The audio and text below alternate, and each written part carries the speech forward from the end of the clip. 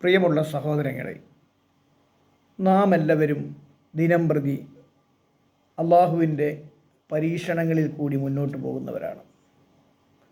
അള്ളാഹു നമ്മെ പല രീതിയിൽ പരീക്ഷിക്കും.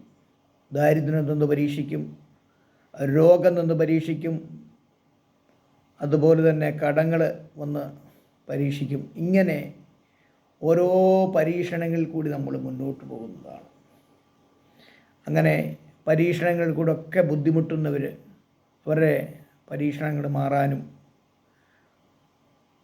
അള്ളാഹു അവരെ സംരക്ഷിക്കുവാനുമൊക്കെ അള്ളാഹുവിൻ്റെ ഇസ്മുൽ അഅദമായ യാ ഹഫീദ് യാ അല്ലാഹ് എന്നുള്ള ഇസ്മ നിങ്ങൾ പതിവാക്കുകയാണെങ്കിൽ അള്ളാഹു സുബ്ഹാനഹു വ തആല പരീക്ഷണങ്ങളിൽ നിന്നും വിപത്തുകളിൽ നിന്നുമൊക്കെ അള്ളാഹു തആല നമ്മളെ സംരക്ഷിക്കും. അതുകൊണ്ട് യാ ഹഫീദ് യാ അല്ലാഹ് എന്നുള്ള ഇസ്മ നിങ്ങൾ വർദ്ധിപ്പിക്കുക. അള്ളാഹു തആല നമ്മളെല്ലാവരെയും സംരക്ഷിക്കുമാറാകട്ടെ.